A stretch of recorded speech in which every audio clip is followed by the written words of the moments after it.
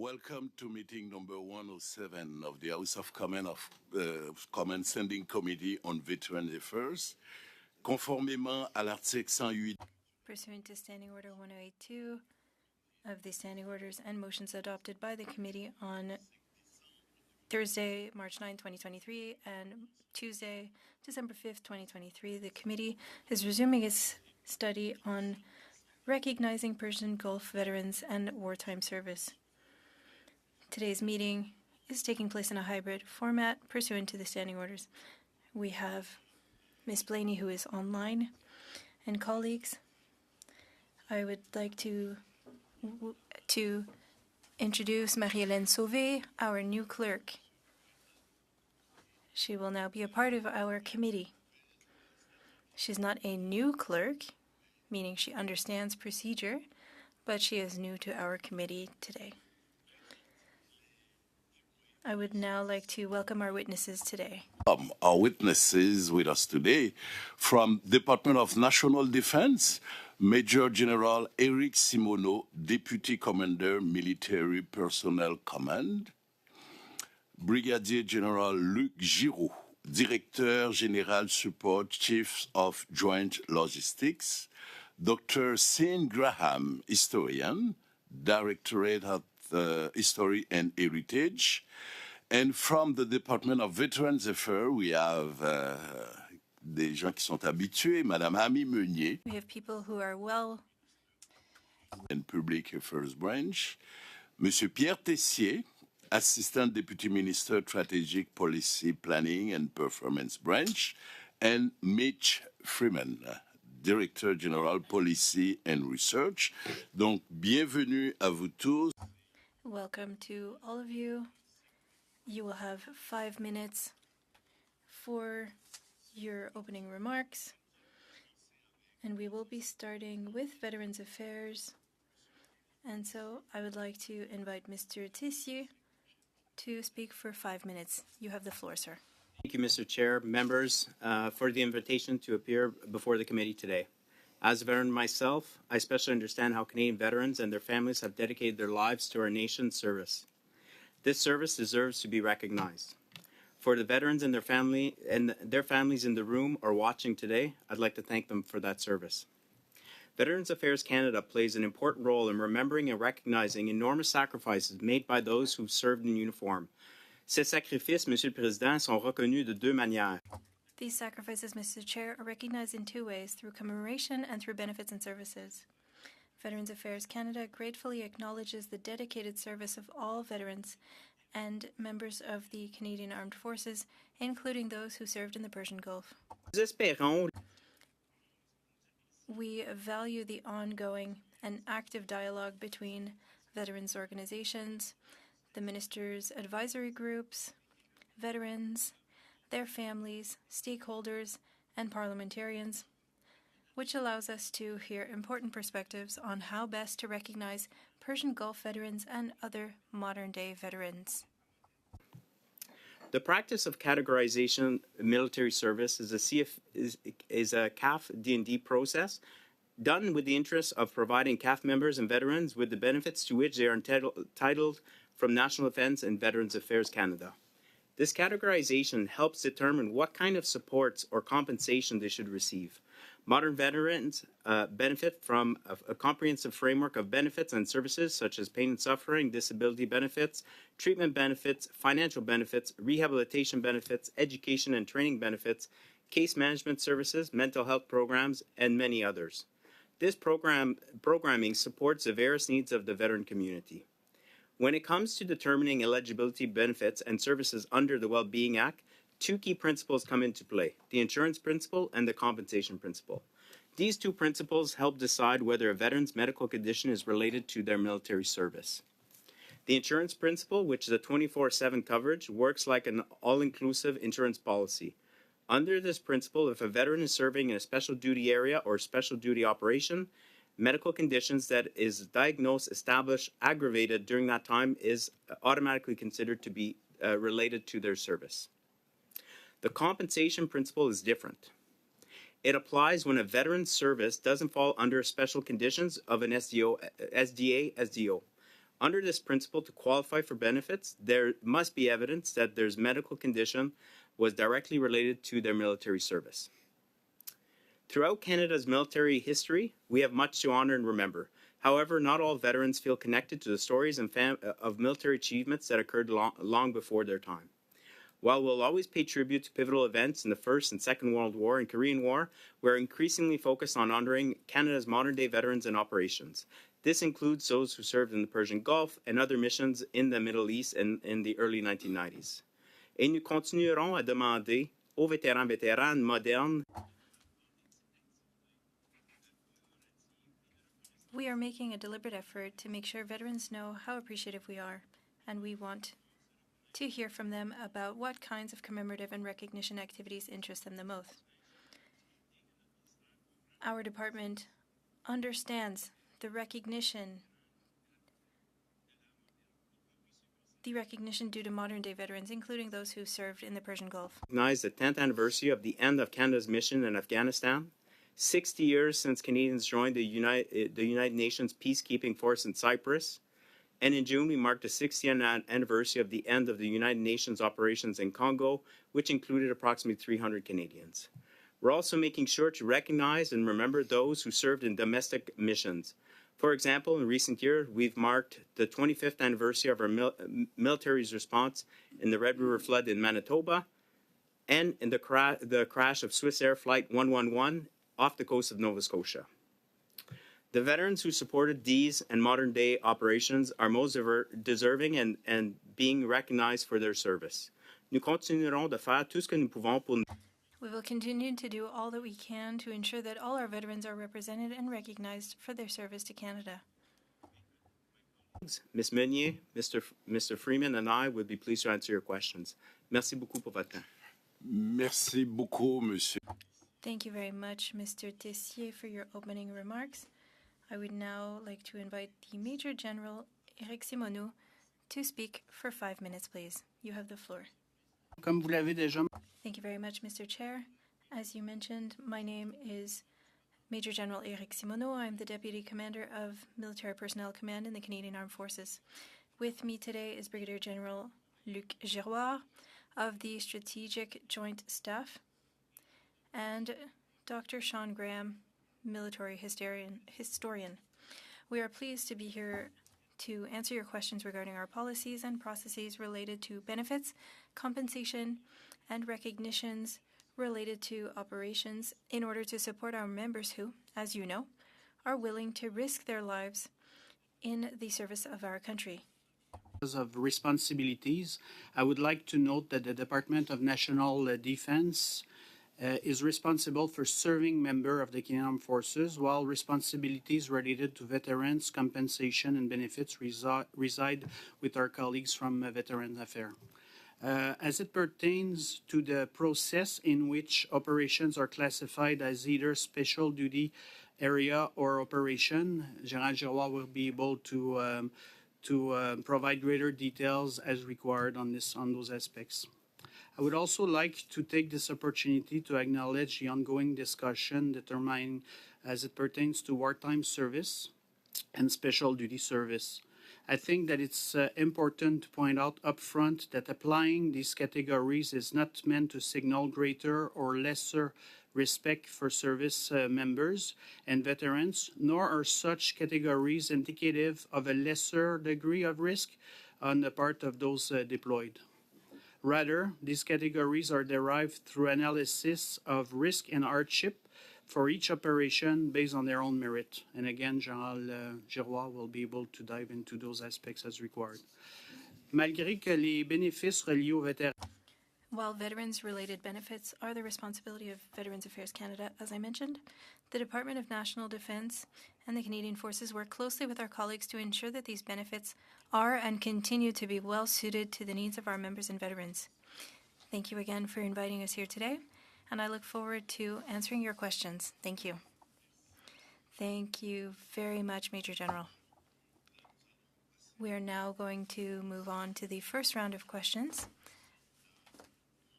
And I would invite colleagues to state who they're asking the question to. And for the first 6 minutes, Mr. Blake Richards has the floor. Okay, thank you. I'll start by taking up Major General Simoneau on the suggestion that that Brigadier General Girard, Giroir, oui. Girard, Thank you. that you may be able to provide us a bit more information about the differences between or the distinctions between active service, special duty service, wartime service. Could you maybe enlighten us on the differences there and for the clarity of the committee?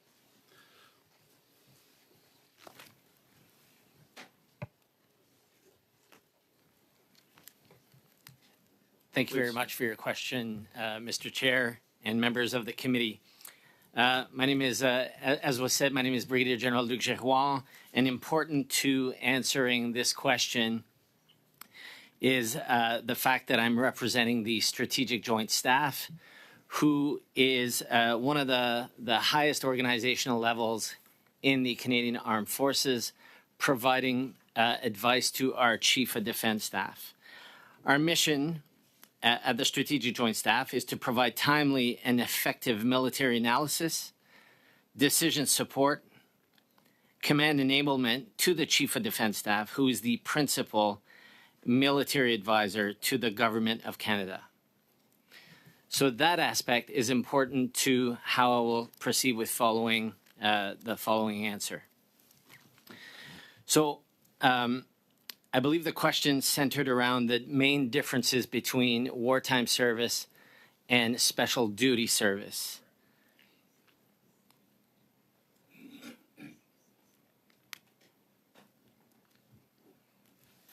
I'll just consult my notes there for 1 second, please, if you will. My time, I assume.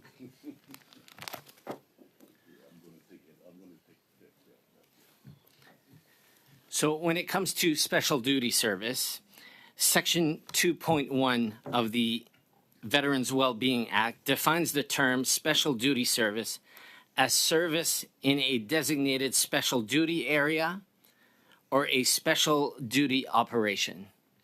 And these two areas, we can boil it down to the evaluation of risk. In a latter sense, it can also evaluate the hardships that our serving members will be serving under. Again, it's important to highlight that it is focused for serving members and not specifically for veterans. Sorry to interrupt you, but we only get so much time, so I'm trying to make sure we get to where we need to be. So what you're telling me, I think essentially, if I was really to boil it down into a very short sentence, is there's a determination that's made about the risk level, and that's what determines the difference between special duty service and wartime service. If I was to boil it right down, is that fair? Am I accurate with in reflecting what you've said there? So, thank you. And just try to make it brief, please. We do not make the difference from a Canadian Armed Forces perspective. We do not consider wartime service when it comes to how our members are going to be, or under what conditions they're going to be serving. It is all about the special duty service and what levels of hardship and risk they will be compensated for. Okay.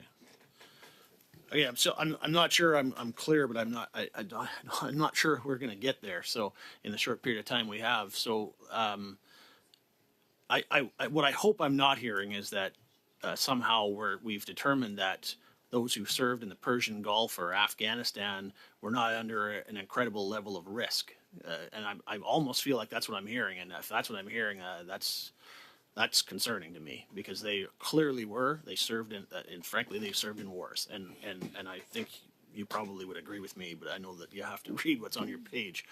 So let me ask this, and I don't know if the answer would be different, but I'll ask both DND and VAC. In terms of insurance coverage for those who are injured in fighting, whether it be in a special duty area versus in what's designated as a war, and if it's the same answer for both, fine, one of you can provide it. But if it's different for both, I'd like to hear from each organization.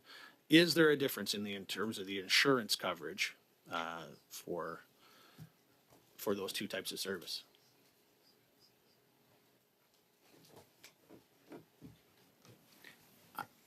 Thank you for the question, Mr. Chair. I can take the question given it's compensation related.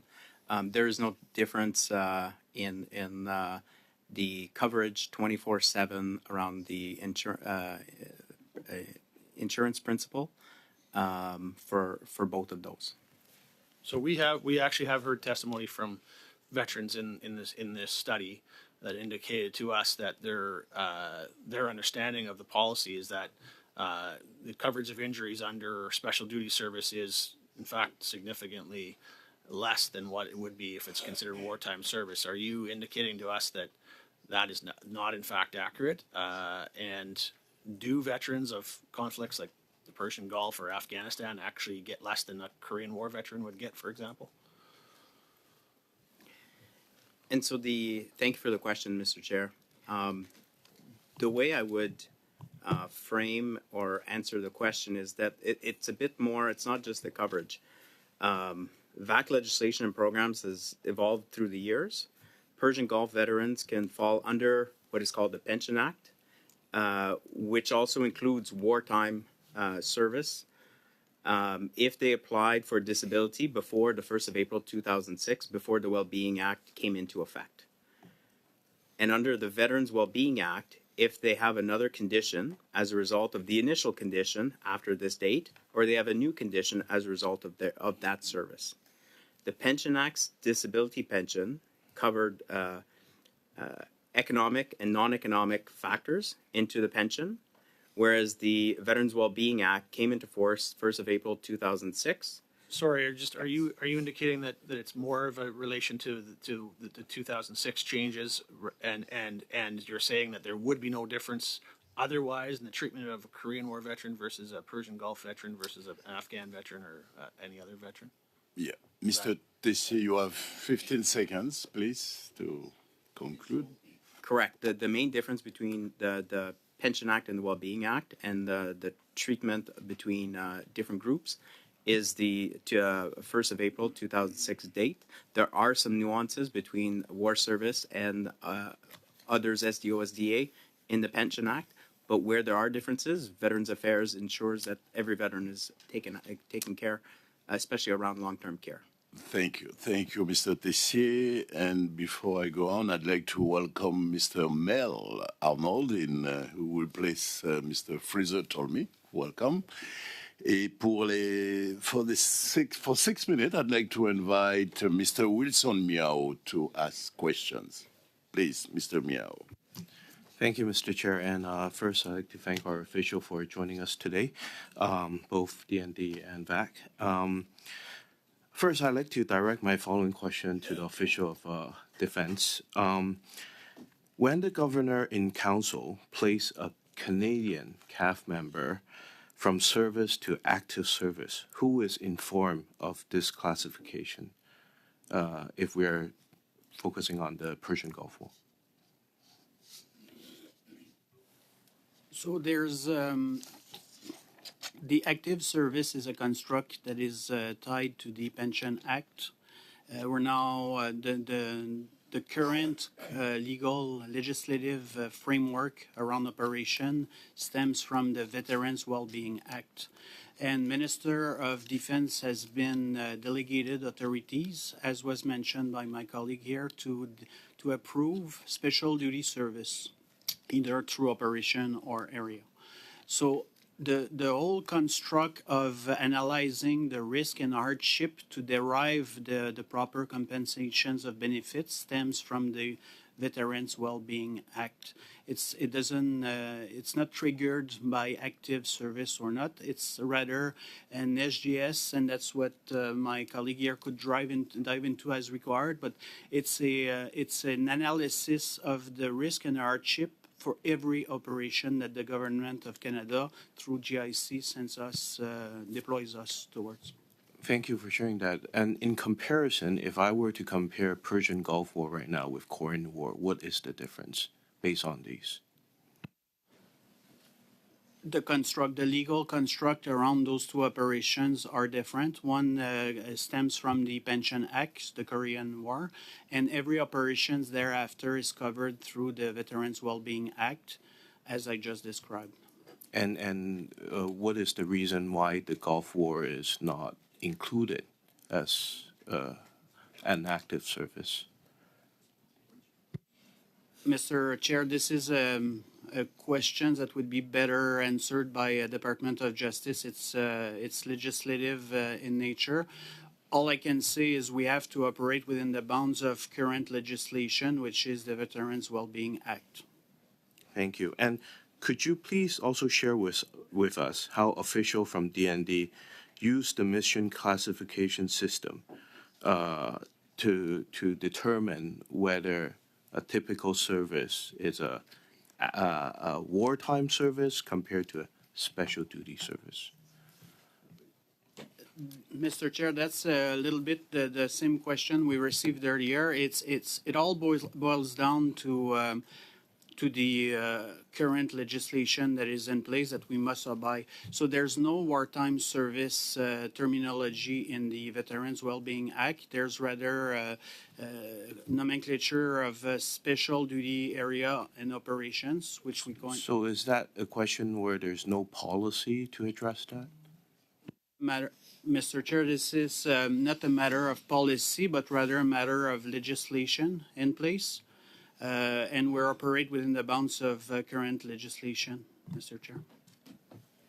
I'd like to direct my following question to the official from VAC. In the sense of commemoration, right now, having spoken to our Gulf War veterans, they are not experiencing the same commemoration as they would if they were a Korean War veteran or other special duty service that was take part. Can you share a little more on that piece with us? Sure. Thank you. I'd be happy to answer that question. And I just wanted to thank those veterans who served in the Persian Gulf. I know that they've brought to all of our attention the need to increase recognition and commemoration of modern efforts. And I appreciate them raising this and bringing this to our attention. VAC has a 10-year commemorative strategic plan. It's available on our website that sets out how we will go about commemorating and recognizing post-Korean conflicts. Just in the last year alone, with regard specifically to the Persian Gulf. So in 2023, our Veterans Week materials profiled Gulf War, talked about other efforts in Asia. We also this year commemorated the 33rd anniversary of the end of the Persian Gulf. We tend to do larger ceremonies on the 5th types of anniversaries. For Veterans Week this year, we also have more learning materials that profile a Gulf War veteran, Bettina Fuchs, where she talks about her service there. It's an important period of time, given that was the first time women served in combat roles during that era. We also, if you look at the 10-year strategic plan referred to as CAF around the world, each year we will focus on the region in the world where Canadians have served. Next year will be CAF in the Americas, and I'm really excited that in 2026 will be CAF in the Middle East. And I very much look forward to working alongside veterans of the Persian Gulf and others who served in the Middle East to find the appropriate ways to commemorate them and bring more attention to their service, and so that Canadians can participate in that effort. Thank you. Quick question. So there has been some discussion about recognition on the National War Memorial. Can you briefly walk us through how dates are recognized on the National War Memorial? Sure. I'll just start that the National War Memorial was unveiled in 1939 to commemorate the response to Canada's First World War. At the time, people probably were thinking that that would be the war to end all wars. Unfortunately, that wasn't the case. In 1982, it was rededicated to include the Second World War and Korean War. However, over that period of time, it came to symbolize the sacrifice and service of all Canadians who served in the pursuit of peace and freedom. In 2014, there were 2 additional inscriptions added, one of which is the inscription of "In Service to Canada." And that's to recognize all those who have served in the past, that are serving today, and will serve in the future. All of the missions that are captured by that In Service to Canada, if you look on the National War Memorial website, it lists all of the places Canadians have served that fall under that banner. If we look at the missions which are reflected on the memorial that are inscribed individually, you have the South African War, World War I, World War II, the Korean War, and Afghanistan. And arguably, those are the 5 largest missions with the greatest number of casualties. And so those are inscribed individually. But in terms of the Persian Gulf, that would be captured under In Service to Canada. But I do recognize that perhaps not everybody fully appreciates what that means, and I look forward to coming up with some options to make sure Canadians are clear about what that means. Merci, merci, Madame Meunier. Maintenant, Thank you, Ms. Meunier. We're now going to move on to Mr. Luc Desilets for 6 minutes. Thank you, Mr. Chair. Hello, colleagues. Thank you to our numerous guests today. My first question: who is responsible for the 2 categories of veterans? Wartime veterans and special service veterans. Is it Veterans Affairs or is it National Defense? The question is for Monsieur Tessier. Merci. Thank you, Mr. Chair. I'm trying to understand the context between the two, because there is the categorization of missions, special duty area, special duty operations, and then the difference between the 2 pension acts, or the 2 acts. And so I'll start with the 2 acts maybe, and then if that doesn't answer, we can go to the SDA versus the other pieces. As I said earlier, the SDA or wartime service, as per the 2 acts, does put in place the insurance principle, which means 24/7 coverage during those operations. And so whether that's in the Pension Act or the Wellbeing Act, that remains the same.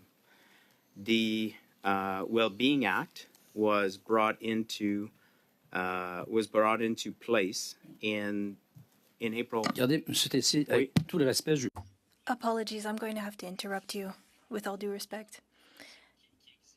There must be a definition to categorize the different types of wars. Who decides that? Is it Veterans Affairs or is it the Department of National Defense? Est-ce que je peux, Monsieur Mr. Chair, perhaps I could help with the answer here. It's neither one nor the other. We have to look at the acts. I'm going to use the English terminology here, but we have the Pension Act and the Veterans Wellbeing Act. And we wanted to, through these, modernize services for armed forces members and for veterans. There were different reasons for creating new legislation. It's not a matter of using different terminology. It's about tools that we have at our disposal to support our members. But in fact, there are 2 categories of veterans. Am I wrong? Mr. Chair, there are currently 2 types of veterans, those from the First and Second World War and the Korean War, and all other veterans that are covered by a different legislation. Do you agree with that? Is this normal? I can't give my opinion on that. I was not expecting anything different as an answer, but we do understand here that we have 2 different types of veterans. If I lost a leg in the Korean War, I receive certain compensation, and if it was in the Gulf War, it will be 40% of my salary, correct? May I respond? That under the Pension Act, anyone who applied for a pension, a disability pension, before 1st of April 2006 would be covered through the Pension Act. And so it's not necessarily the one act covers only war service veterans. It covers all veterans that applied previous to 1st of April 2006 and any subsequent claims that they would have. And anybody that would apply after the 1st of April 2006 will be covered through the Wellbeing Act. Je repose ma question autrement. I'll ask my question differently. We have veterans here from the Gulf War. Do they receive the same compensation? Do they receive the same amounts for different injuries?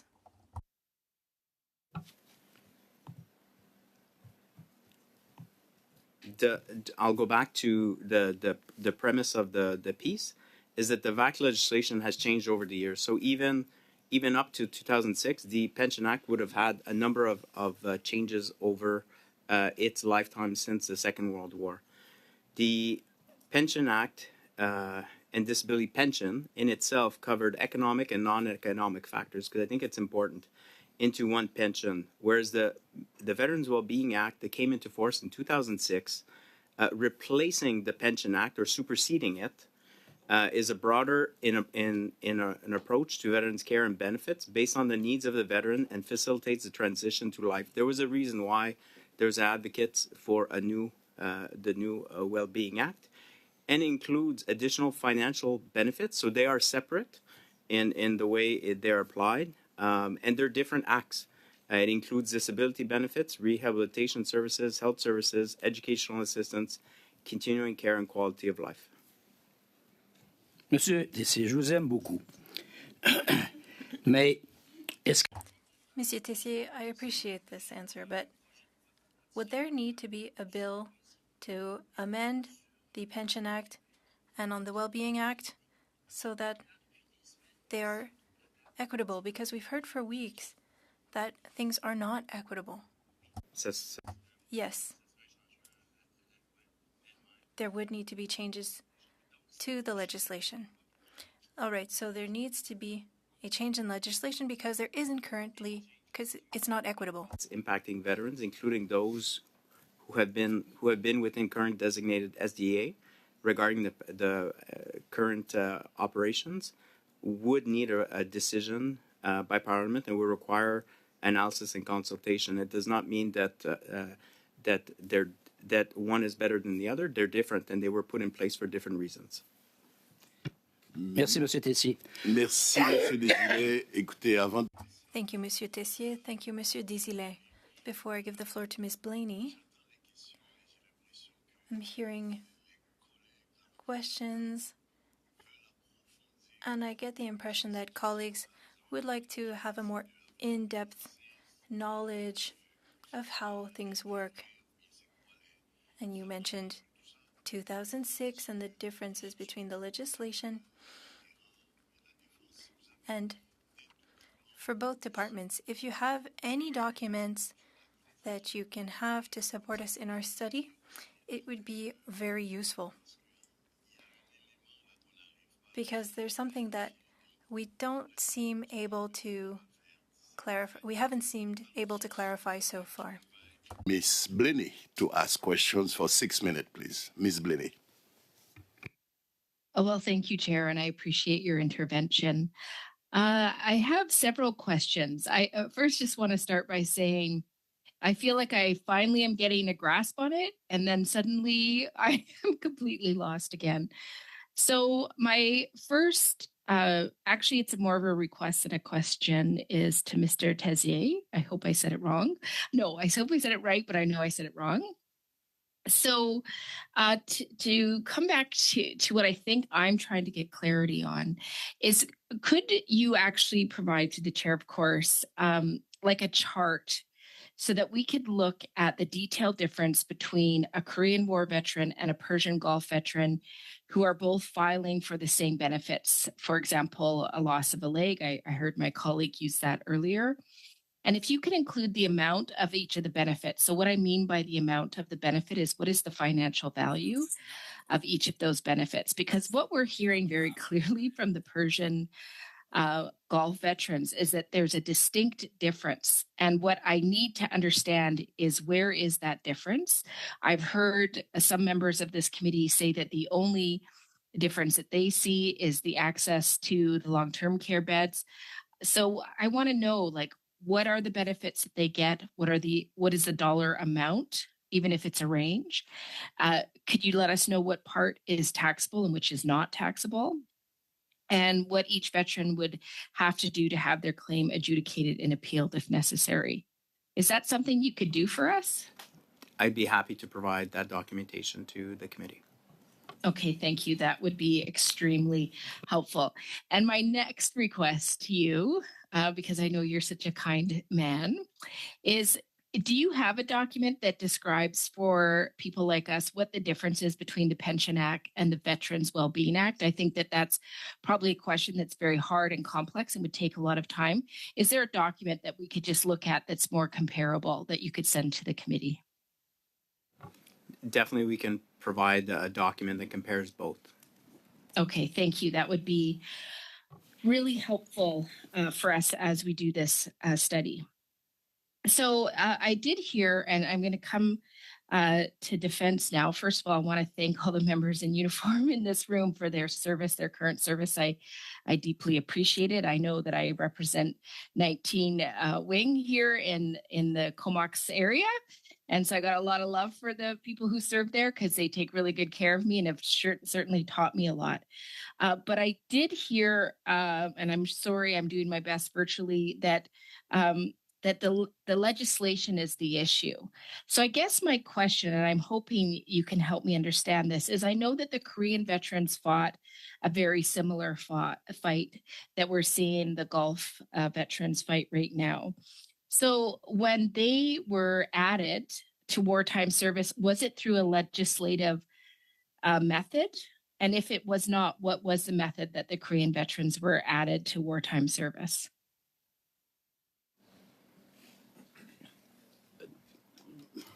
Do you have the, maybe I'll pass the first portion of your question, Mr. Chair, to my historian for the why, but what I could tell you up front is the legislation was passed in 1985, and at that time we had 3 wars, World War I, II, and Korea. So that piece of legislation encompassed those three wars. But is there anything you want to add, Dr. Graham? Yeah, so the designation of special duty area, that dates to the 60s. So the first reference to special duty area comes in 1965. And a challenge with Korea specifically is that the veterans of Korea were included in the War Veterans Acts prior to that. And then the special duty area is declared in the 1960s. The changes to that, we see multiple in various orders and council. So it was done through orders and council prior to a change in legislation, which provided the authority to the Minister of National Defense. Thank you. That's really helpful to have on the record. What we've heard very clearly, and I'm asking defense again, and you guys decide who's the wisest person to answer because you know your expertise far better than I do. But what we're hearing very clearly is that there is a concern that the way the terminology is used does not necessarily fit the task that is given. So I'm just wondering, is the term war service being phased out? Is there, we have the special duty service. Is there any sort of movement or exploration about doing something around a terminology like active service? Because we know that what we've heard very clearly from the veterans who served, who are the experts, is that what they were tasked to do was incredibly dangerous, incredibly impactful on their life, and they're not feeling that recognition after that service. And I know that one of the veterans even said, like, I did different types of service, and this was very much active service. It wasn't special duty service. So I'm just wondering, in terms of the terminology, is there any exploration about broadening that? And are we going to be using the term war service any longer? Or is that something that we're changing? Mr. President, I'll make best attempt to answer this important question. it presumes that the legislation is an issue here, which I don't think it is. The two pieces of legislations are distinct in their own right, and the current legislations actually provides, from a serving CAF members' perspective, all the required authorities to our minister to actually declare a special duty service, which then clinch a board, a committee that will look at the risk factor and the hardship, which will derive proper compensation, benefits, and recognition. So all the tools are there to properly support CAF members when deployed. The fact that we don't use currently in the current legislation wartime service doesn't negate any level of effort from an official's perspective to support the members. We feel like all the tools are there to actually provide and support our members. Hope that helps. Thank you. Thank you very much, Ms. Blenny. And now let's go to Mr. Terry Dudell for 5 minutes, please. Oh, would you like to? Okay, well, let's go back to Mr. Blake Richards for 5 minutes, please. Sure, thanks. Just a quick, I guess, follow-up question. You mentioned, I think it was you, Major General, that mentioned the legislation in 1985 that obviously would have only mentioned World War I, World War II, and Korea, as you said. What piece of legislation was that?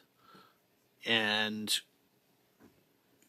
you know, in order to I guess, accomplish what the Persian Gulf veterans would like and the Afghanistan veterans would like, would it be as simple as being able to add those conflicts or others that might qualify to that piece of legislation? Is this fix that simple?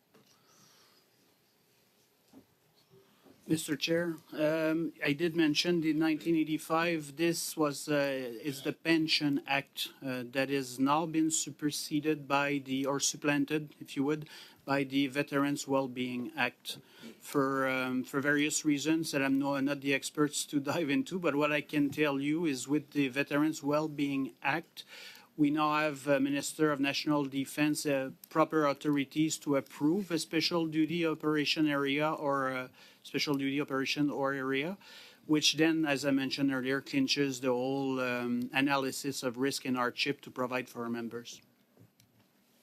Okay, thank you. That helps. I'd like to turn to Veterans Affairs. I think probably you, Ms. Mounier. I think you're the head of the commemoration section. Yeah. We know that from the last meeting that we had that the Minister of National Defense has not met with the Persian Gulf Association, although we understand that he has now reached out to them, interestingly enough, after being called out for not meeting with them, which is good, but it's sad it took that. I know that your minister has met with the Persian Gulf Association. Can you tell me how many times either yourself as head of the commemoration section or other senior members of Veterans Affairs have met with the Persian Gulf veterans? I think I've formally met, sitting face to face, 3 or 4 times, maybe 5. Okay. I speak to some representatives weekly. Okay. So I'm in constant contact. I know my Director General of Commemorations has conversations, the former Associate Deputy Minister, as well as our Deputy Minister, but I might not be able to put an exact number on that, but we've been in constant communication. Okay. So there's been, would it be fair to say, dozens of communications or more? Yep. Yeah. I think that's fair. So in those times, whether they be meetings or other forms of communication that you've had with the Persian Gulf Association, can you tell me what the specific asks were from those veterans to yourself or to the department, and whether those requests were then brought to the minister? In my tenure, they have ranged from questions on what is inscribed on the National War Memorial, how to improve recognition for Persian Gulf and other veterans, such as those that served in Afghanistan or Rwanda. We've talked about benefits and services, like questions have come today in terms of Pension Act versus the Veteran Wellbeing Act. Okay. And yes, I would say the minister is aware of those conversations Okay. through briefing material as well as Can I directly just from back the you up a veterans. second, if you don't mind? Yeah. You mentioned how to improve recognition. Yeah. And you also mentioned about the benefits and services. I think we've kind of established what those were. Can you tell me what specifically they were asking for in terms of improved recognition? Like what specific request are they asking? The most specific one is for Persian Gulf to be inscribed on the National War Memorial. I guess what I'm seeing here is maybe a bit of a pattern, right? These guys are asking for this. I don't think this is a difficult thing they're asking for. We've seen delays in the construction of the National Monument to the mission in Afghanistan. We've seen this committee being stymied by government members to try to even produce the documents to find out why the Prime Minister interfered to delay that. We've seen a directive that come out banning prayer or Remembrance Day ceremonies, which we were able to push back on.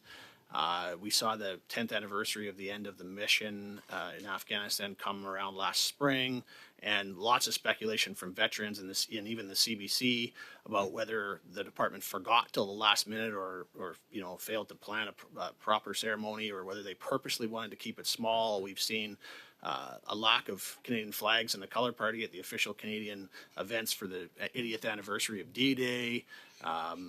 We hear that the Persian Gulf veterans are asking for something pretty simple here.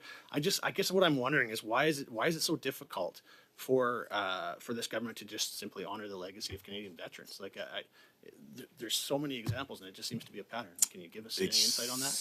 Excuse me, Mr. Richards, time it's really gone up, but we have till 5:40, so you will be able to come back and having answers from witnesses here. So sorry. And Mr. Sean Casey, 5 minutes, please. Get your chrono ready. Please, go ahead. Thank you, Mr. Chair, and to all of the folks in uniform here today, thank you for your service. Ms. Mounier, I'm sure you've been at the committee enough to know that you have the right and ability to respond to any of these questions in writing once the session wraps up. It's too bad that you weren't afforded enough time to be able to answer that rather scathing indictment of your work. This is for Mr. Tessier. We heard this evidence, Mr. Tessier, on September 19th. Bear with me, please. When veterans talk about disability benefits, we are primarily talking about the single and sole benefit that every veteran gets. There is only one. That is the monthly disability tax-free injury benefit. In the context of wartime service, that's $3,000. That's the maximum amount. It's a $3,000 tax-free amount of money. If you are 100% incapacitated, you will receive $3,000 tax-free. In the context of the Veterans Wellbeing Act, they've reduced that number to $1,200.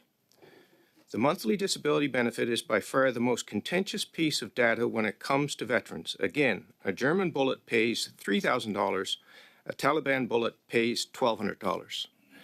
My question to you, sir, is that true?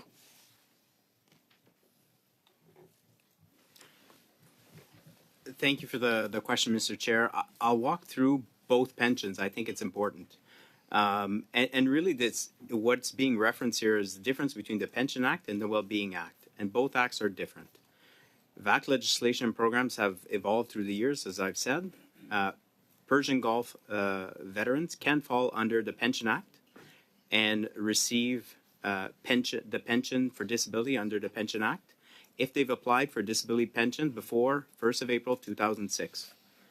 And they would qualify under the Veteran Wellbeing Act if they, for any other condition as a result of either their initial condition after this date, or if they have a new condition that's resulting from that service. So key is that 1st of April 2006. Now, the Pension Act's disability pension covered two things. It grouped economic and non-economic factors into one pension. Whereas the Well-Being Act that came into force in April 2006 separated those two items. And so in replacing or superseding the Pension Act, it became broader in its services. It has the pain and suffering compensation, which is for non-economic benefits, and it includes the additional pain and suffering for someone who has integration issues back into civilian life. So those are for non-economic pieces. The economic piece is around the income replacement benefit, primarily, which is a benefit that provides 90% of a veteran's previous salary in the military if they cannot return to work after they've retired. So those are the two main differences in how I would explain or capture that. I'm going to offer something else up to you and ask you if you agree with it. Wartime service veterans and special duty veterans receive the same benefits for any service-related injury or illness under the Pension Act or the Veterans Wellbeing Act. The only exception would be the eligibility for long-term care. Do you agree with that? I would say that that under the Pension Act, war service veterans and anybody that applied through the Pension Act for a pension before 1st of April 2006 would have access to the same disability pension. There'd be some minor differences around long-term care. And under the Wellbeing Act, as I've described, there's a disability pension. There's additional, which is called pain and suffering, additional pain and suffering, and IRB, mental health benefits, and other items. And with respect to long-term care, any veteran that comes forward and has a need, Veterans Affairs has taken care of them and continues to do that, and continues to look at long-term care into the future as our long-term care in our provincial jurisdictions evolve. We continue to look at this in ensuring that our veterans are well taken care of into the future. Et maintenant, nous allons retourner. And now we go back to Mr. Luc Desilets, who has 2.5 minutes. Mr. Giroir, do you believe that the service medals and uniforms policies are created by National Defense? For uniforms and medals, I will give the question over to the Major General. Yes, we are sending the question higher up, Mr. Chair.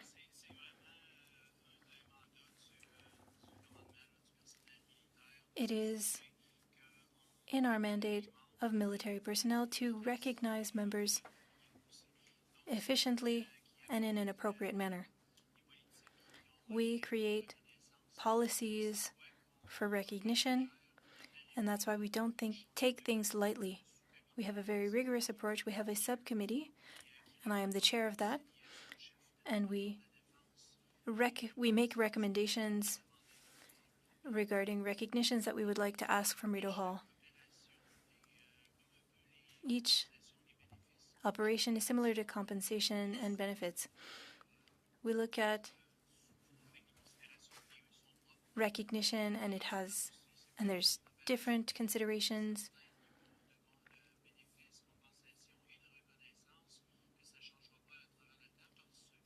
And there are things that might change because the risk level will change. For example, in the Middle East, and risk and hardship will change, and we adapt. Mr. Giroir, you received 3 mentions for your accomplishments in Afghanistan and Kuwait. Who gave these to you? They were given to me following the mission through the chain of command. 3 medals from Canada, given to you by Canada? Not medals. They're below the medals. They're not quite medals. They're not linked to the mission, but rather actions taken during the mission. Same for Kuwait. Yes. For the liberation of Kuwait. It was not regarding the liberation, no. It was during the anti-ISIS mission at the support base that was there. For the liberation, it was Kuwait that gave you that? No. I was never in Kuwait during the Gulf War. Thank you. Mr. Dizile, thank you very much. That's 2.5 minutes. Apologies. I'd like to Miss Blaney for 2.5 minutes. Please, go ahead. Well, thank you, Chair. And I'm going to come back to national defense. So I heard your response to my question. It's a little bit confusing, but a bill was passed in 1985, I believe. It encompassed the 3 wars. Orders in council made changes in the interim. I think that. So if I got any of that wrong, can we make sure that that's clarified? And then I heard that in modern times, it's the Minister of National Defense who decides what type of service it is. And then a committee decides the amount of benefits. Did I get that correctly? And if so, can you tell the committee a little bit more about who is on the committee, who's in charge, and how do they determine the benefit amounts, and who are they appointed by? Thank you, Mr. Chair, for the questions. I will answer the early portion of your question, and then I'll pass on to General Giroir for the second portion. So it is correct that 1985 was the Pension Act, and at that time they were trying to provide the best compensation benefits to veterans and service members, which we had 3 wars worth of people to support. So at that time, ever since 1 April 2006, when the second legislation came into force, this is where, and there are 2 different pieces of legislation. They're akin, but they're different. So that's where every claims that was put in and every type of recognition, compensation, and benefits for serving member. That's the umbrella. So the Veterans Wellbeing Act is the umbrella for everything thereafter 2006.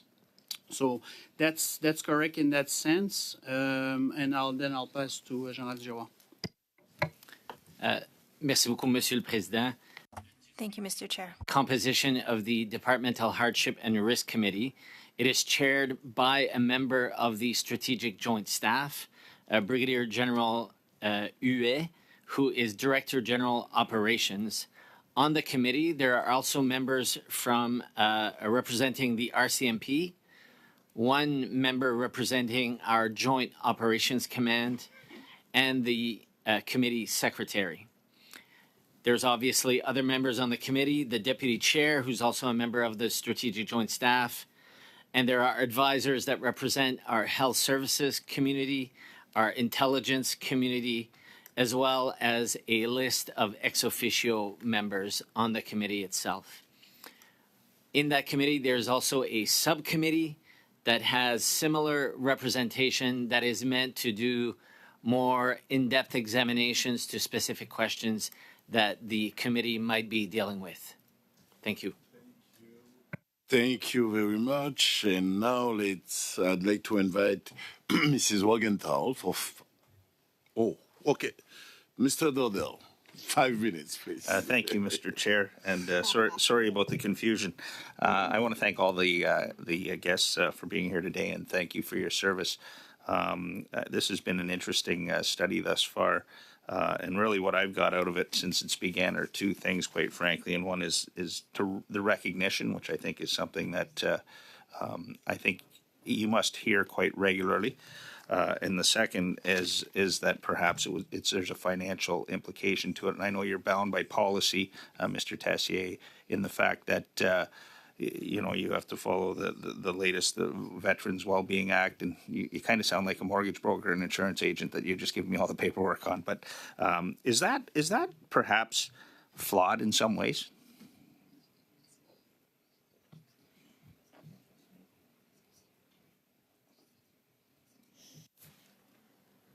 I'd go back to, thank you for the question, Mr. Chair. I'd go back to the premise of the legislation that we have. There's no specific legislation currently that would allow us to Is it as a professional in that industry? And imagine I wanted to read this email just to get your response. This is what I get regularly. I just got this response in the committee. Hello, I've served as an air staff officer in Canada's Joint Headquarters in Bahrain from October 1990 until March 1991. I was sent on 2 days' notice a few months after I got married, with zero idea of what I was getting into and absolutely no idea when or if I would be coming back. It goes on to say the Canadian government has been unfair to those of us who have proudly wore the Canadian flag in the Persian Gulf, not recognizing us as war veterans when we're in fact involved in a war. And it goes on again, and it basically saying if the government actually cared, which they clearly don't, they would understand that this service was so freely gave in the face of unknown circumstances was due to our devotion to service and our willingness to go for Canadian values. And he's calling for us to fix it. What would your answer be to that individual that's giving me that email or phone call? Like what would you say? And so from a departmental perspective, currently we are, we continue to work within the bounds of our legislation to provide the best services that we can to our veterans. So the legislation is probably flawed to some degree because there's a lot of these. That's what I'm trying to say. And we have a lot of individuals. Basically, what I'm trying to understand is, like we're here, we have individuals that have been lobbying for this since, I think, 2017. And really nothing's happened. Has there been a study to actually show? I think the financial part might be an equation. As if you ever anyone in the policy department looked at it and said, if we did happen to change this, if we did go through the legislation, because we have been asked for like 7-8 years, what would be the issue or what would we have to deal with? I would say I would actually go back to the Wellbeing Act that's been updated a number of times since 2016 to add a number of benefits. What I'm saying is for the Persian Gulf veterans that are here, for what they've been asking for the differences between the two acts. I understand that you're definitely bound by policy and it's not your issue. But that's what I'm trying to say. Has there ever been a study by the departments, any department at all, to say, okay, now if we did happen to change things back, this is what it could possibly cost us to do that? Because I think the other side of it, when it's recognition, is probably not as hard to deal with. In terms of the going back or to the Pension Act, it's been in place since 2006 and a number of years. The approach that I've seen, I've been at Veterans Affairs for 2 years, was to continue to build off the Wellbeing Act and to improve that. And there's changes. Has there ever been a study to bring some of the issues to put into that act for the Persian Gulf vets? Like all these meetings we've had and they've asked for things, has anything been studied from a financial perspective? Because I think the recognition part is you can deal with that. I think the financial part is the part I'm interested in. And all I would say, and I don't want to premise what the government or this, do you want to? I'm just contextually, I would say the last large study would have been prior to 2019 with the implementation of Pension for Life, which was part of the Veteran Wellbeing Act. So a fairly substantial study taking into account feedback from veterans. So 5 years ago, but not from the Persian. You haven't put any of their information into the program to see what it would cost, some of the things that they're asking for. There would have been information coming from all veterans who would have served post-Korea. So it's not just Persian Gulf. I understand why you're asking that question specifically and why we're here. But it's about considering all of the missions and all of the veterans that have served since Korea. So all of that was factored into the analysis in 2019 for those changes. And when is the next update?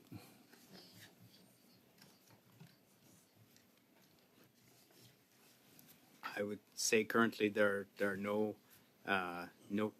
planned changes to legislation that I know of at this time, and if there are changes to designations and associated risks, we would work to develop options and work with counterparts to update legislation. That'd be the approach that would happen. We talked a lot about in this committee about barriers.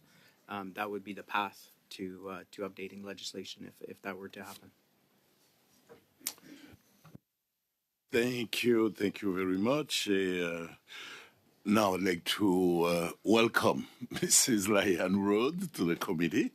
And for 5 minutes, I invite Ms. Hefner to ask questions, please. Merci, Monsieur le Président. I'm going to switch gears a little bit. We are in Women's History Month. I would like to not only thank all of you serving and veteran members for your service, but also sort of point out and thank all of our women veterans and women serving members during this day. And Assistant Deputy Minister, you mentioned briefly earlier in your testimony about a woman who served in the Persian Gulf. I think I wrote down Botina, but I didn't get her full name. Could you tell us more about the role of women in that particular conflict, but also maybe the evolution of women's participation in the armed forces? Maybe start with you, and then I'll move over to, I know we have a historian on the panel as well today.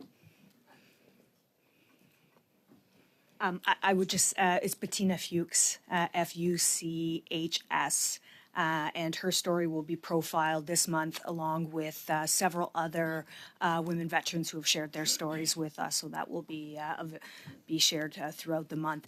I might just turn to Dr. Graham to cover the history of women in service. I would emphasize or would say that over the last number of years, we've taken more steps to make sure we're capturing the stories of women veterans, that we are building lesson plans and learning material. We send 5 million packages of educational material related to commemoration recognition out to educators each year. We'll be focusing on women veterans so that as youth are reading this information, they're becoming much more aware of the roles that women have played over the years. And I'm sure Mr. Graham can tell us a bit about women have played a key role in history. No, I would just say briefly that women have always been an important part of service with the armed forces, dating back to the First World War, primarily in a medical role, as capacity as nurses. Changes in the Second World War, still in non-combat operations, but in theater in different capacities, and certainly nursing was a significant part of that. And as is mentioned, Persian Gulf is the first time in combat operations, and of course women are an essential component of the armed forces today, in all components. I had a friend who joined the infantry reserves back in the early 1990s, so I saw from her perspective it was a big transition. Back to you, Assistant Deputy Minister. We recently finished a study in this committee about the experience of women veterans, and we heard that a lot of women don't even consider themselves veterans. Does that report inform your work going forward? Thank you for that question. And yes, it does inform our work and certainly aligns with what we had been hearing directly from women veterans, the frustration of showing up at commemorative events and being asked if that was their uncles, their grandfathers, their father or husband's medals.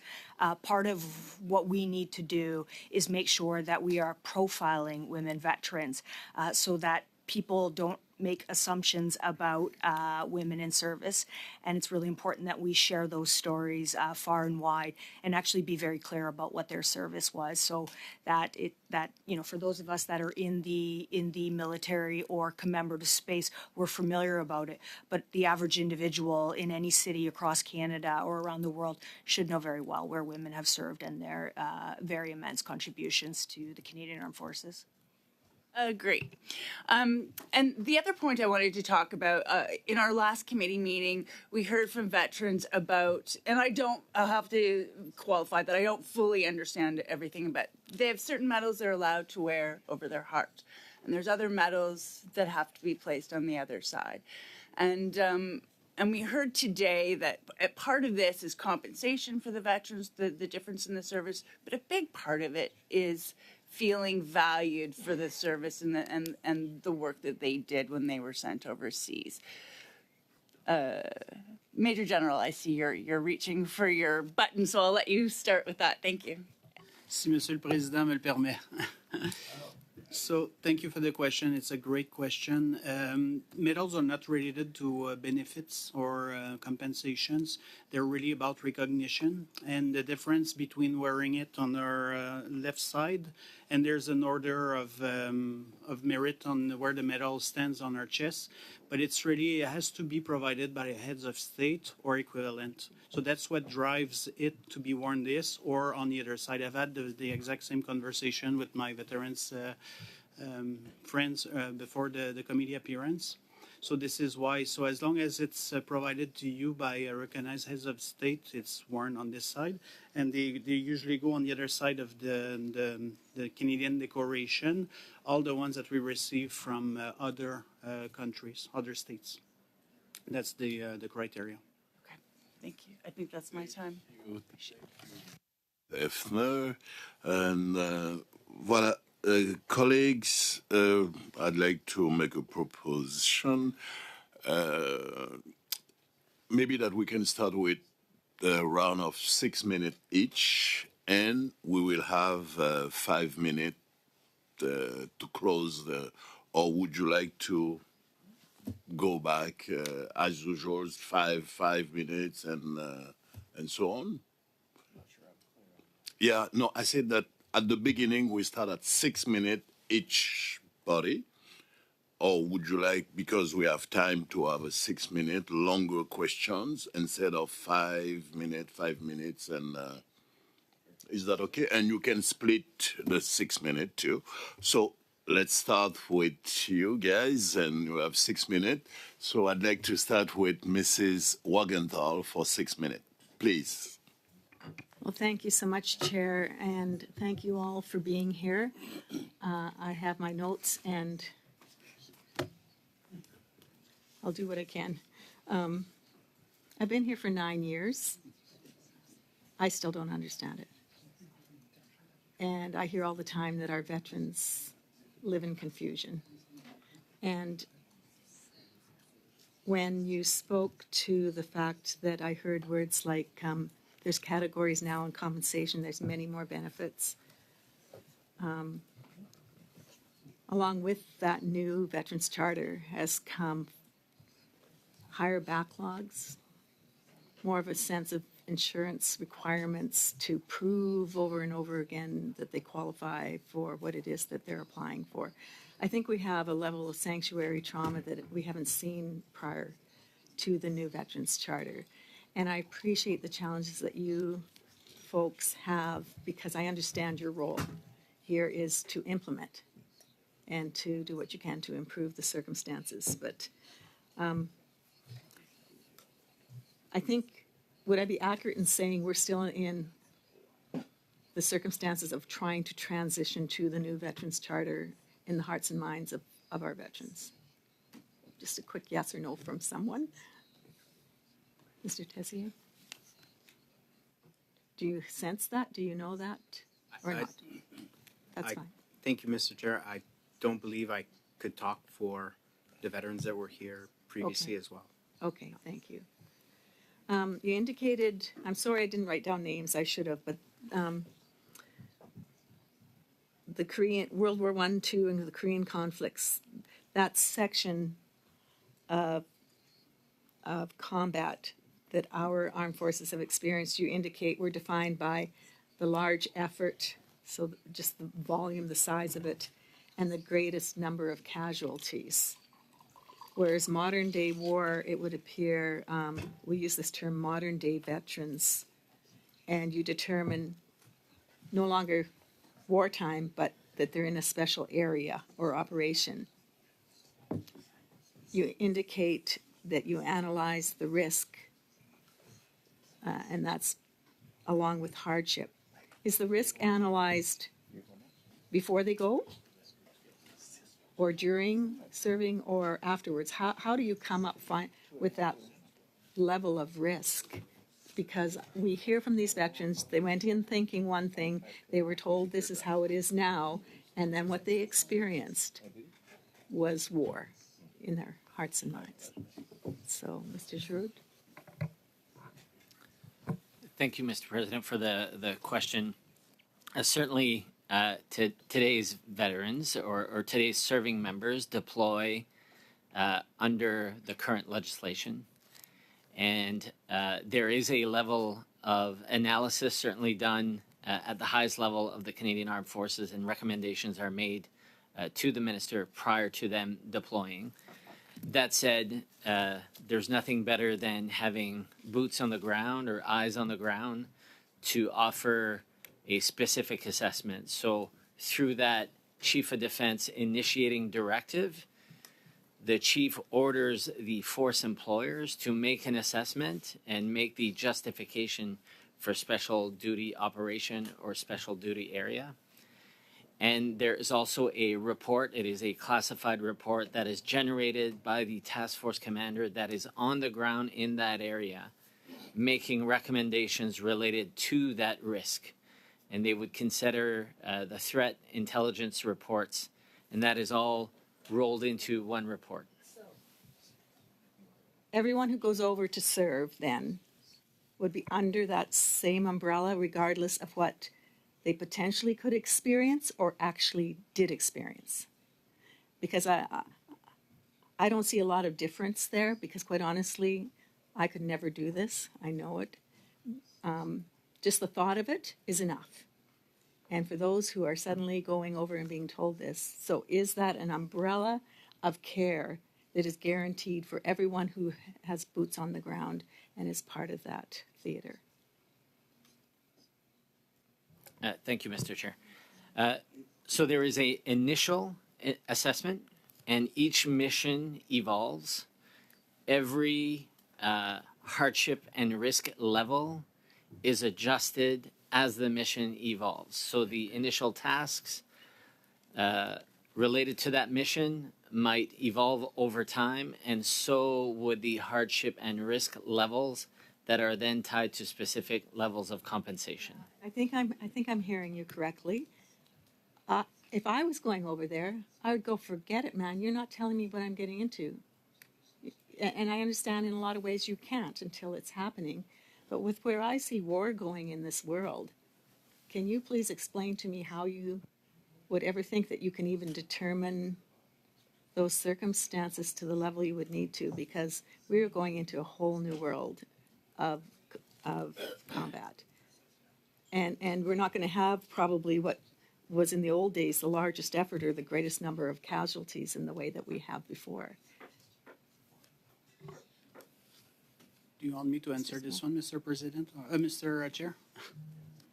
Okay, so I would say that for what we call Roto Zero, which is the first set of eyes on the ground, they're not quite sure what they're getting into, and that's why we're very deliberate in initiating new operations.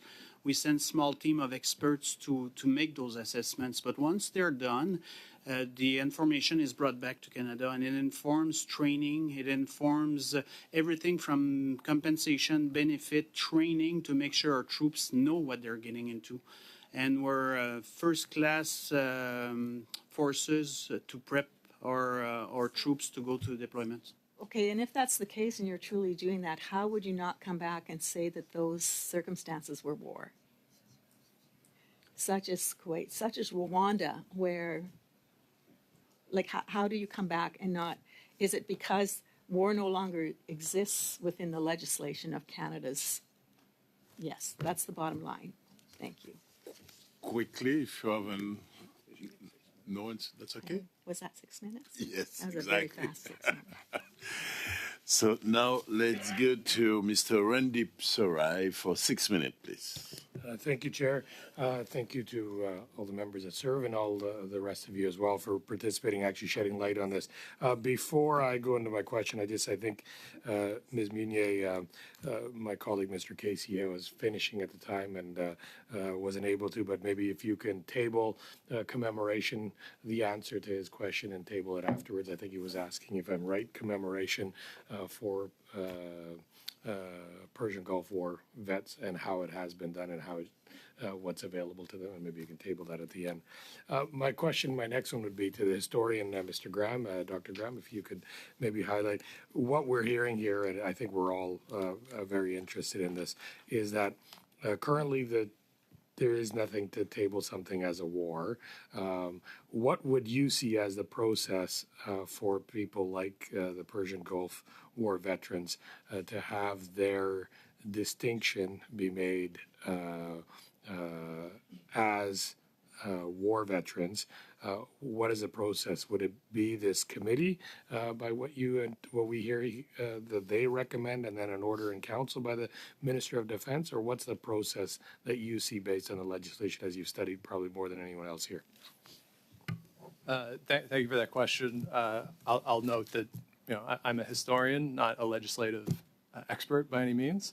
So in terms of the reclassification of the Persian Gulf from special duty area to wartime service, I can't speak on that process contemporarily and what has happened.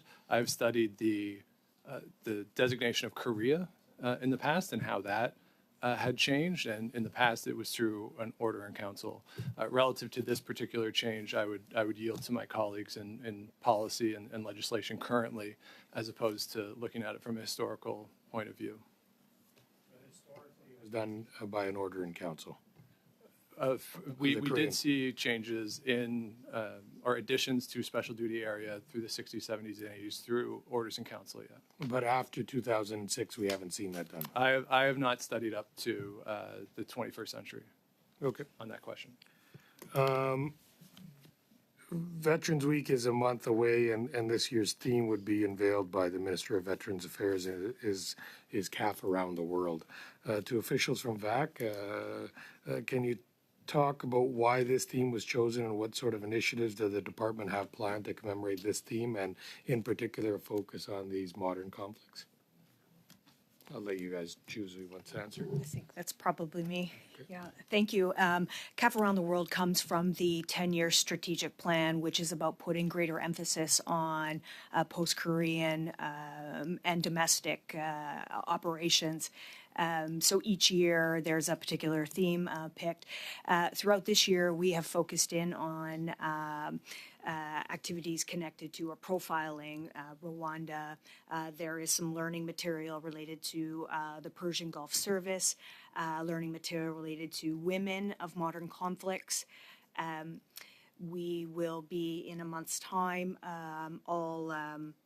all security elements still in check, be going back to Cyprus with approximately 200 individuals to revisit where they served as part of the 50th anniversary since the war and the 60th anniversary of peacekeeping mission there. Last year, we focused significantly on peacekeepers, so all of our missions and themes were around that.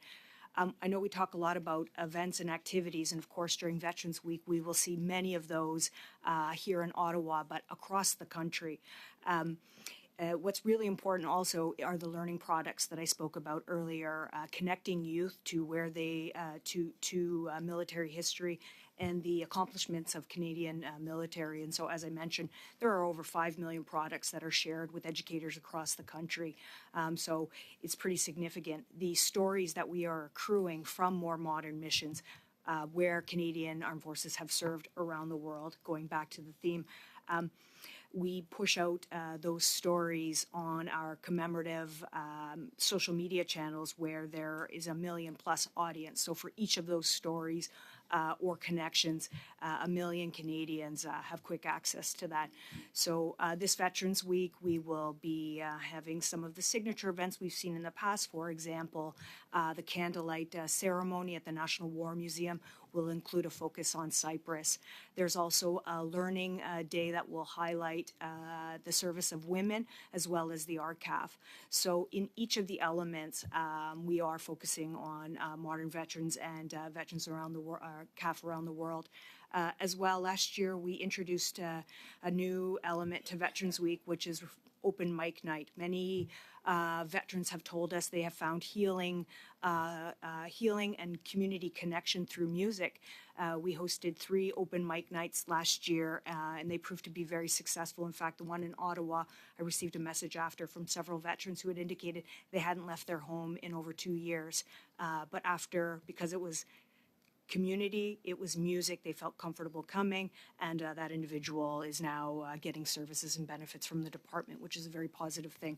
Happy to say that we're hosting 3 more this year, something we hope to incorporate, again, connecting, we use the word traditional and modern a lot, but those missions that we don't often hear enough about, and I take that up as the challenge on how do we promote that and put more recognition back into it. So thank you very much for that question. Thank you. Thank you for your answer. Et maintenant, la parole est à monsieur. And now we'll give the floor to Mr. Desilets, who has 6 minutes. The floor is yours. Mr. Giroir,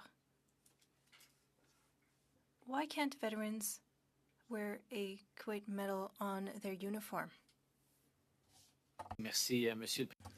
Thank you for the question. Again, I will ask the Major General to respond. Mr. Giroir, you need to respect the chain of command. Just kidding. Major General Simoneau, please. Je suis juste pas au courant. I'm not aware of a medal for Kuwait. If it was a chief of staff who had given a medal to an armed forces member, and I'm just speculating here because I'm not certain, there would be the option to wear it on the uniform. It depends on where it's coming from and the level that we're receiving it from. It needs to be from a head of state. What did you receive from the... No, rather, I received mentions. It's the how you did your job. Fait que les mentions élogieuses, c'est pas considéré. It's not considered a medal. Honorable mentions are not considered to be a medal. But is it Kuwait that gave it to you? No. It's from my own chain of command in Canada. All right, thank you. Do people ask you why you can't wear it? And I do understand the explanation by Mr. Simoneau, but do people ask you the question? I think that Major General Simoneau answered the question, but I could add that there's a matter of double recognition. We can't be recognized twice for the same mission. And so, if there's a Canadian medal that was given for a mission, a medal from from the same country could not be worn. Thank you, I understand. Mr. Tessier, for compensation, we understand that there's a bit of an issue there. Could anybody tell us what the government should give out on a yearly basis to ensure that things are equitable? Je crois que la meilleure, Mr. Chair, I think the best way to approach that is to provide the documents that I've offered to provide to the committee, which provides a comparison between the two acts, and provide all the information that we can around the two pieces. OK, mais ça ne fait pas partie des... But that's not part of the department's game plan. Are we talking about millions, billions? I have no idea what this represents. And my colleagues aren't able to get an answer either, but you should be able to tell us, no? En ce moment, Currently, we must follow the acts. And if there are changes from this committee, we would do as we usually do. I understand. In this file here, there's the financial matter that's an issue. We've heard that from veterans. But there's also the matter of recognition. And we're not talking here only about a monument or a prestigious element, but personal recognition as well. To not feel that you had participated in a real war, if you get what I mean. I see Mr. Simoneau nodding. Do you agree with what I've said? Mr. Chair, I was nodding because I said I understood the question and not that I was in agreement with what had been said. I would simply say that it's Parliament that declares what is a war or not. I believe that the government has not announced a war since the Second World War. And so that's why we don't use that terminology. But we support our members and give the appropriate benefits and compensation and recognition. I can assure you that all Canadian Armed Forces members who are deployed take it very seriously, and we take their benefits and compensation and recognition very seriously when they return.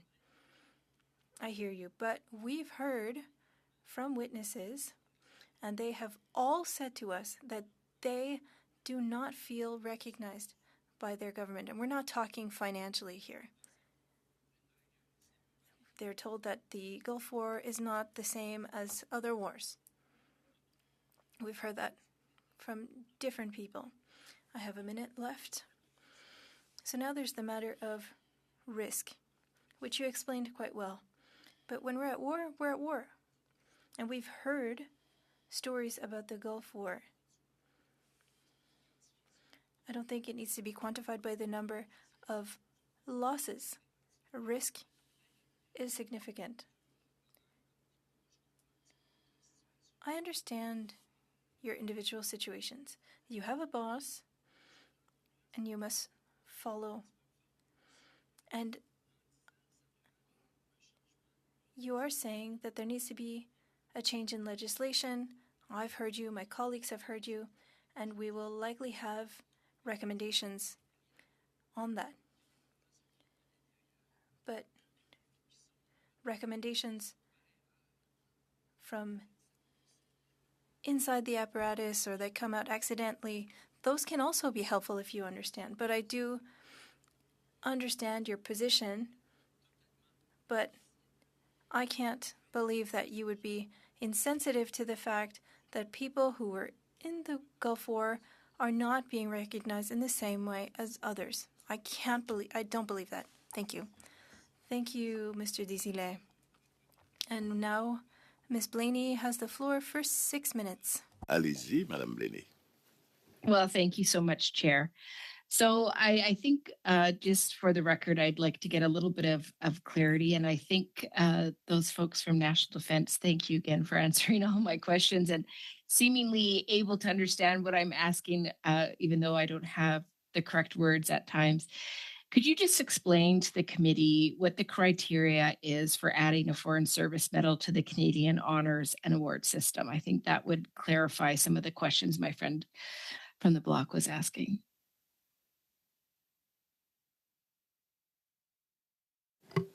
Mr. Chair, that's the two committee levels that I was alluding to earlier. Number one, when we go on operations, there's the committee that meets to understand the risk factors and the hardship. From that, there's the committee that I chair that looks at the proper recognition. So if a Foreign Service Medal, for example, is warranted, or if there are some gaps in recognition, and we always compare with previous operations to make sure we're well calibrated, those are the recommendations we make to our Chief of Defense Staff and then onward to Rideau Hall and government. So I'm not sure if I properly answered it, but that's how it works inside the... Okay, thank you so much. And I want to come back to Veterans Affairs as well. So we've heard really clearly repeatedly that the challenge is the different type of pensions that are available. And I guess I'm just trying to get some clarity because there's definitely there's a challenge here with the Persian Gulf veterans in terms of being recognized, and economically they're concerned about the resources that they get because of the element of danger in their service. So I guess what I'm wondering is, if we had not seen the new legislation be passed in 2016 on the pension, the Veterans Wellbeing Act, like, we would have obviously stayed with the Pension Act that was done prior. And so I just want to get that clarified. The second thing that I want to get clarified is there frustration within the veterans realm based on a date you get this, and then if another date you get that? And how is VAC managing that? And what is the process that you go through to evaluate what the two different pensions do and what that means for veterans in terms of fairness? Perfect. Thank you for the question, Mr. Chair. And I might ask my colleague, Mr. Freeman, just to add to the second part potentially. You're correct. If hypothetically, if the Wellbeing Act was not put in place in 2006, the Pension Act would still be in place, and so anyone serving in that time frame would still be eligible at that, hypothetically, for those for the same pension. However, okay, thank you. Yeah. However, I would there's a number of reasons why the Wellbeing Act did come into effect.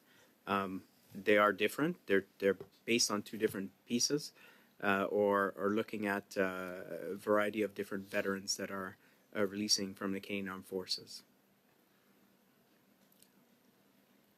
So how do you manage the differences? Because perception is reality. And if veterans are feeling like this group is getting this and we're not getting that, and vice versa, I imagine there would be some tension. So I'm just wondering, in terms of creating a sense of fairness, how do you manage that gap?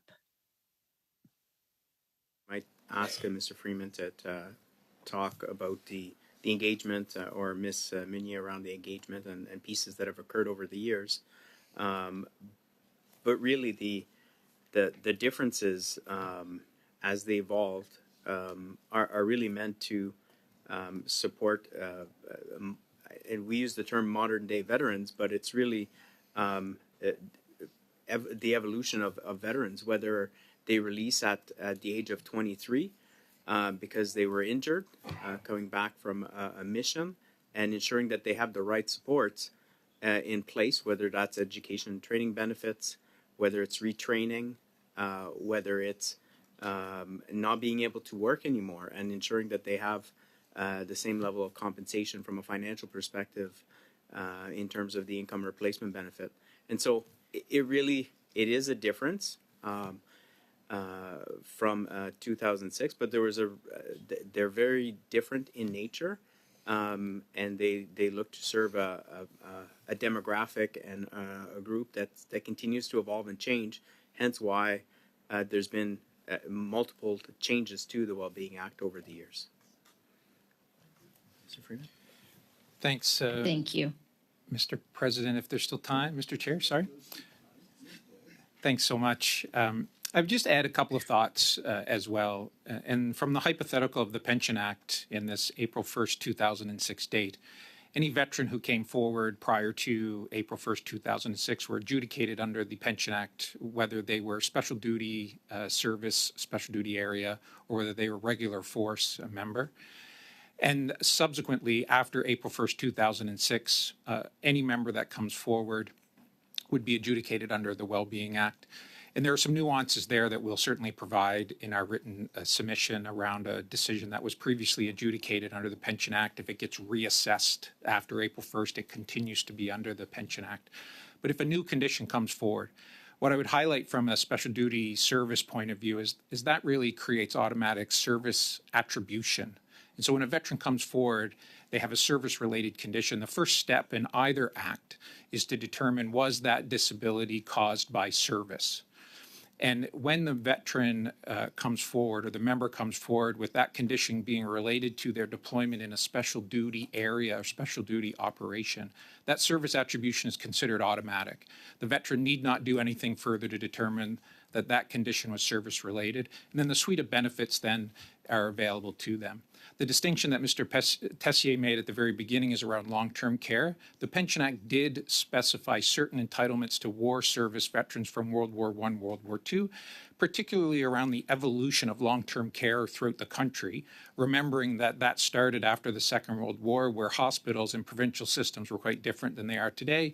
And in fact, there were federal hospitals run by the Department of Veterans Affairs to provide that long-term care for those services. As those evolved into provincial systems, then so did the long-term care services. All veterans today who come forward have access to long-term care. The distinction is between the previously owned federal hospitals or community facilities from provincial authorities. That is the work that I would highlight as that distinction. And then Ms. Blaney, through the chair, around consultation. In fact, the new Veterans Charter, which was the name in April 1st, 2006, evolved into the Veterans Wellbeing Act and has evolved several times since 2006, most recently, as Ms. Meunier noted, around Pension for Life. And that was the result of the analysis and the studies to return to a monthly type of pension for life for veterans. And so I just wanted to highlight some of that as I listened to the testimony today, just to make the distinction that coming forward with special duty service does not necessarily mean you get access to something that another veteran doesn't. The veteran benefits are needs-based. And so when a veteran comes forward today that has maybe an employment challenge, the Veterans Wellbeing Act has tools that provide for employment, be it the education training benefit, be it career transition services, or be it rehabilitation from a vocational point of view. And while that veteran is going through a vocational rehabilitation process, the income replacement benefit there is to ensure the financial stability of the veteran and their family. Those things did not exist with the Pension Act. And so a veteran who came forward prior to April 1st, 2006 and said, look, I'm really okay, but I need support in finding a job, we were limited. Now those tools are there. And so I'd certainly recommend to the committee, as you continue your study, to think about the broad spectrum of services that are available from the Wellbeing Act. Of course, disability is an important component of that, but to think about it in a broad aspect to ensure that veterans still have the tools supplied by Veterans Affairs for the wealth of issues that they may be facing as they transition to the civilian world.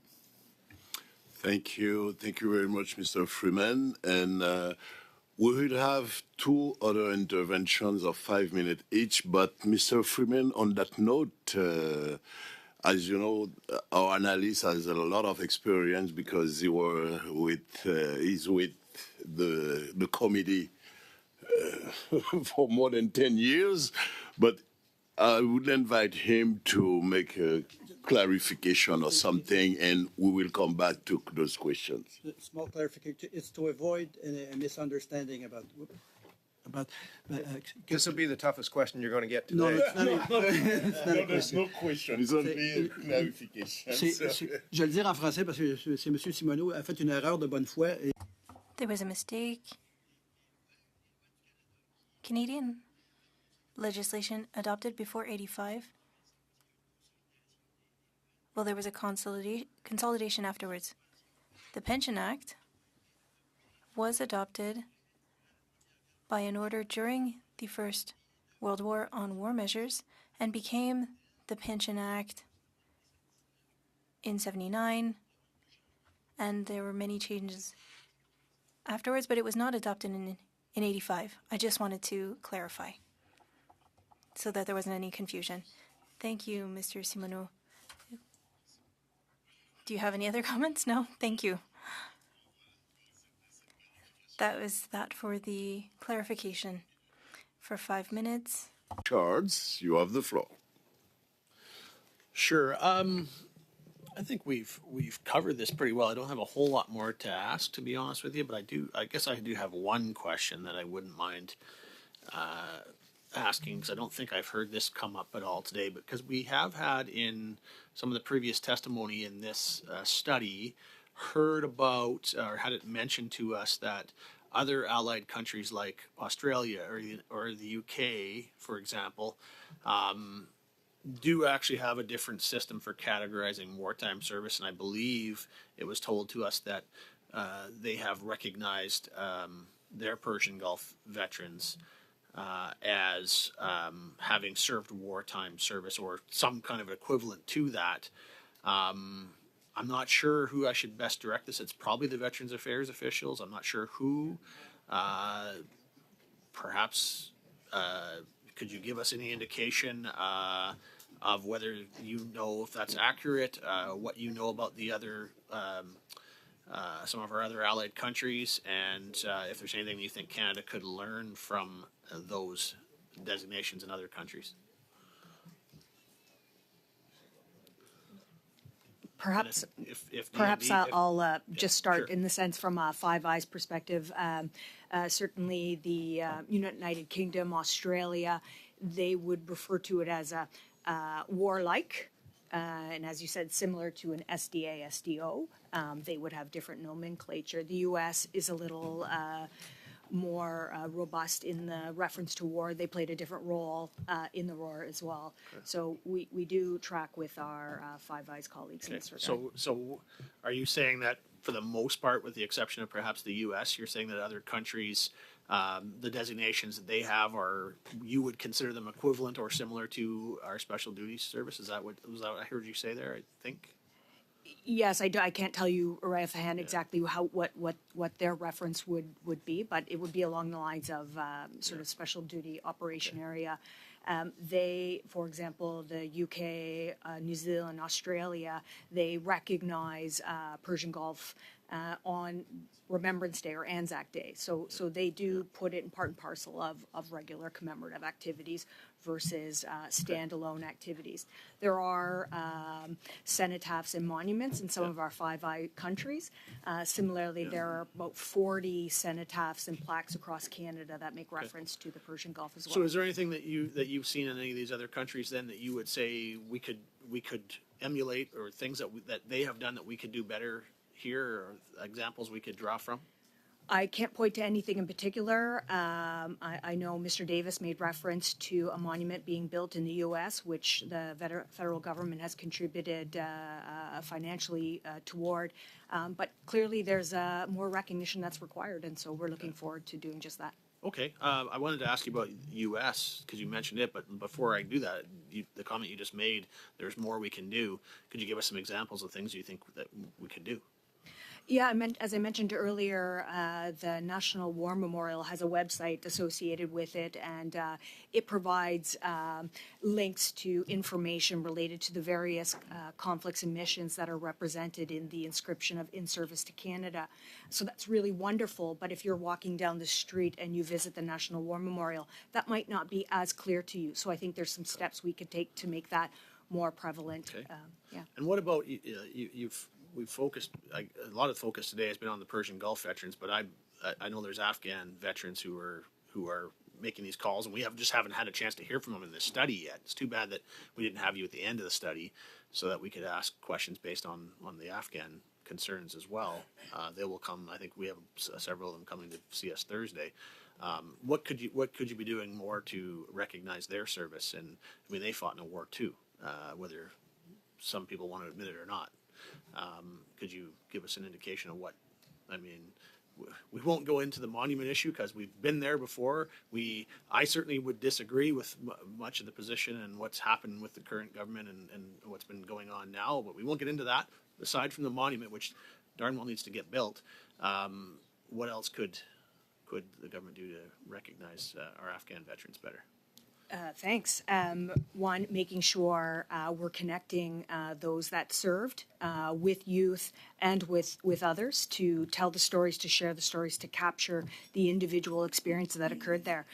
We have talked about the Afghan monument, but that's a very important piece. Happy to say that construction unveiling has moved from 2027 to 2026. We just had a land blessing that took place last week, which is a very important part of that.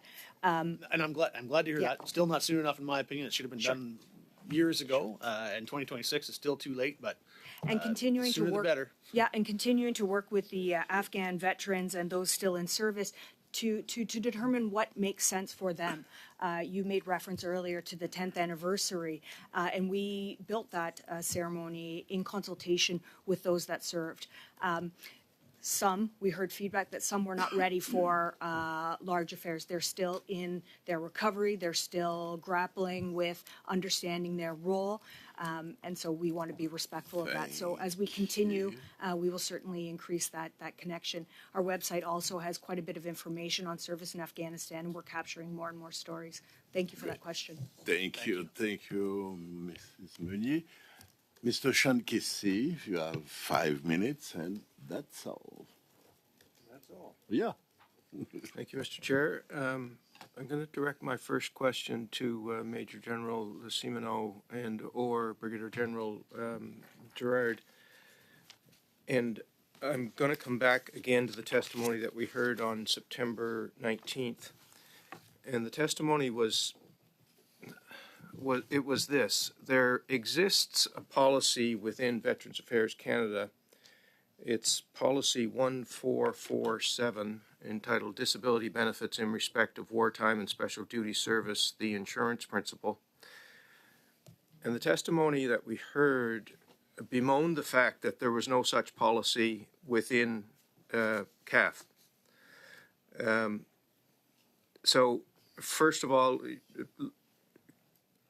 I presume you're aware of that testimony, but if not, trust me, that's what was said.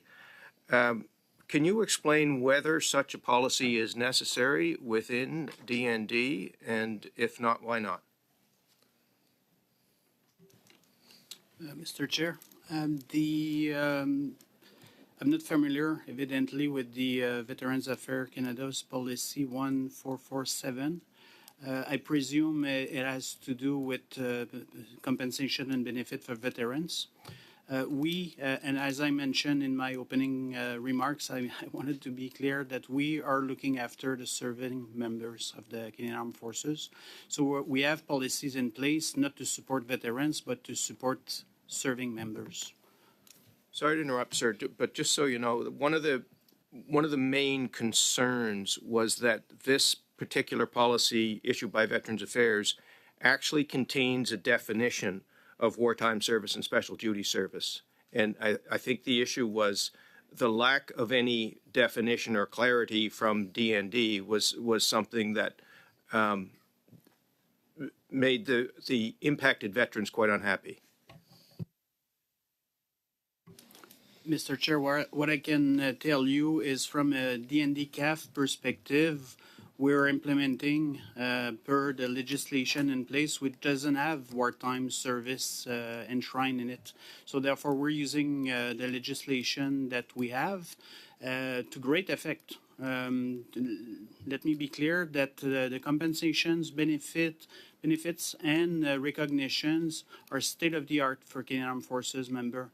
We have, through the Veterans Wellbeing Act, delegated authorities to our minister to be very responsive and adaptive with the allowing him to approve a special duty service to launch Canadian Armed Forces forward when the world needs us. So, and again, we're concerned and we are focused.